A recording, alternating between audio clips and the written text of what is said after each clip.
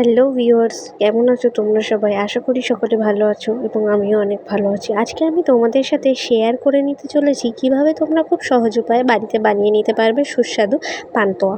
প্রথমেই তোমরা দেখতে পাচ্ছ আমি এখানে ব্রেড নিয়ে নিয়েছি, স্লাইস করা ব্রেডগুলো, এবং পাশের থেকে যে ব্রাউন কালারের অংশগুলো সেগুলো কেটে বাদ দিয়ে দিচ্ছি। তারপরে এই জিনিসটাকে আমি ভালো করে স্লাইস করে কেটে নেব এবং একটা পাত্রে রেখে দেবো।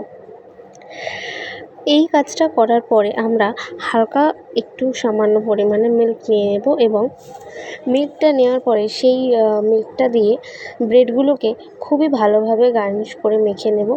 যেই পরিমাণ মাখলে এই জিনিসটা আঠালো একটা ভাব চলে আসবে এবং এতে আমরা যখন পাক দেবো মিষ্টি, সেই পাকের পরিমাণটা যেন একদম পরিপূর্ণ থাকে। তারপর তোমরা দেখতেই পাচ্ছ এখানে পাকটা খুব সুন্দর চলে আসবে, কারণ ডোটা খুব সুন্দর লাগছে দেখতে। এবং যখন আমি পাকটা করছিলাম পাকটাও ভালো এসেছে। আমার এক্সপেক্টেড ছিল না যে এত ভালো পাকটা আসবে, তো পরিমাণ মতো মিল্ক দেওয়াটা একদম বাধ্যতামূলক। ভালো করে পাকটা দেওয়ার পরে আমি জিনিসটাকে রেখে দেবো পাত্রের মধ্যে।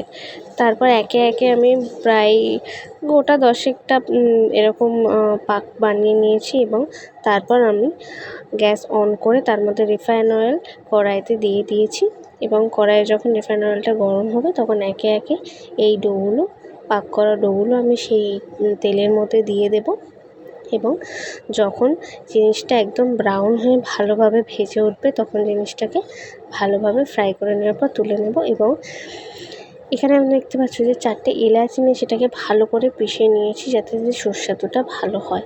তারপরে এই জিনিসগুলো, মানে যে পাকের জিনিসগুলো রাখা ছিল সেগুলো সাইডে রেখে কড়াইতে 1 বোল চিনি দিয়ে দেবো। এবং চিনিটা দেওয়ার অর্থ হচ্ছে যে আমরা যে লিকুইড যে ভ্যানিশটা বানাবো সেটা। তুমি দেখতে পাচ্ছ চিনি এখানে জল ছাড়তে শুরু করে দিয়েছে, আর জল ছাড়ার পর সে কালারটা অটোমেটিক চেঞ্জ হয়ে যাচ্ছে। কালার অটোমেটিক চেঞ্জ হয়ে গেছে। আমি তারপর ওই কোটে রাখা এলাচগুলো কড়াইতে দিয়ে দেবো এবং তারপর একে একে ওই পাক করে রাখা আমার যে মিষ্টিগুলো সেগুলো ওর মধ্যে ছেড়ে দেব এবং গ্যাসটা অফ করে এই মিষ্টিগুলো একটা বোলের মধ্যে ঢেলে নেব এবং প্রায় 4 থেকে 5 ঘন্টা এটা রেখে দেবো যাতে মিষ্টিগুলো পুরোটা যে রসটা রয়েছে সেগুলো অ্যাবজর্ব করে নরম হয়ে যায়। তারপরে আমি রসটা ভালো করে বোলের মধ্যে রেখে দেবো এবং তারপরে তোমরা ফাইনাল লুকটা দেখতেই পাচ্ছ কতটা সুন্দর হয়েছে। এইভাবে তোমরা জিনিসটা খুব সহজেই বানাতে পারবে।